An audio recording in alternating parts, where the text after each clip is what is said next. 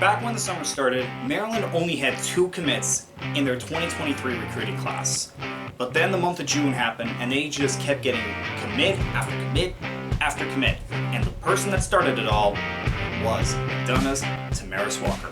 Now before I move on, please make sure to subscribe to the channel, leave a comment down below, and like this video.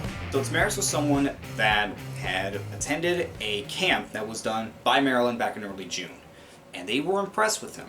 So Tamarus set up an official visit to Maryland, and the rest is history. He committed to them, and he became their 3rd commit in the 2023 class, and like I said, just started the rash of commits that they got. Like I said, it was one after another, after another, after another, and that number went up quickly. They went from 2 to double digits in no time. But we're not talking about that, we're talking about Walker.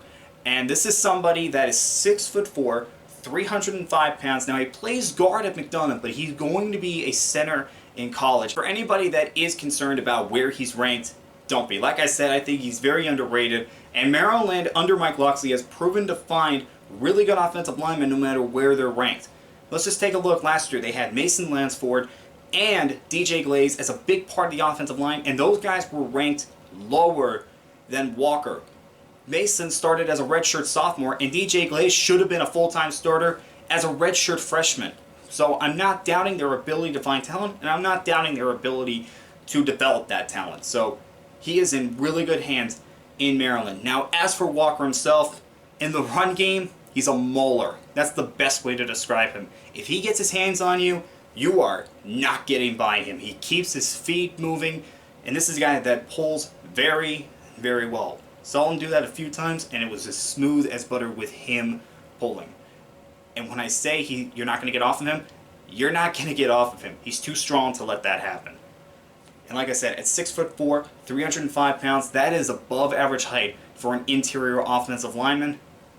Now I know I said he played guard and he's going to play center in college football, and this is why it's going to be a little difficult probably at the beginning for him, because when you're the center, remember, you are the leader of the offensive line. You're the guy that's making all the calls. You have got to make sure that your offensive line know where to block, and make sure that you know where you're blocking as well. And of course, you have to worry about the snap.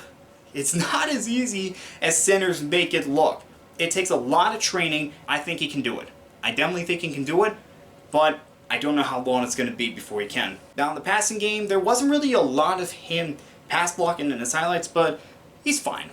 He's fine. Could use a little bit of improvement, but he has the fundamentals, knows just to keep the guy away from the quarterback, make sure that he doesn't move, make sure you just get him out of the way, knows what he's doing, again, keeps his feet moving. That's very important for an offensive lineman, knows how to get leverage.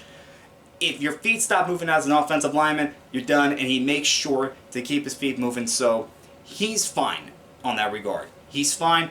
Does he need some improvement? Yeah, but every offensive lineman is going to need improvement no matter what. This is definitely a guy that I could see as a starter in the Big Ten at the offensive line position. Definitely could, no question, and it's only going to be a matter of when, not if. Now, what are some other things that he has to make sure? He has to make sure that he keeps his strength up, because like I said, when you're in the Big Ten and you are facing off against some of the best defensive linemen in all of college football, you have to make sure you have your strength up, you have to make sure you have your fundamentals down to a T when you are playing offensive line in the Big Ten. But again, I think he'll be able to handle that. I just don't know how long it's going to be before he's ready to start. Could be as soon as his redshirt freshman year. Could be as a redshirt junior. I don't know. I just don't. You can never guess how a player develops, but again, I think he has all the tools to be a very good center in college football as long as he works at it. And I think he will. I think he will work at it. I definitely think Maryland got a good one in Tamarus Walker. This guy definitely has the potential to be one of the best interior offensive linemen in the Big Ten by the time he's a senior. And again, with how good the Big Ten is in terms of offensive linemen, that's a very, very big compliment. And I can't wait to see what happens when he does get to college. I can't wait to see his development. Alright guys, that was my analysis of Tamarus Walker. Let me know who you want to see next down in the comments below.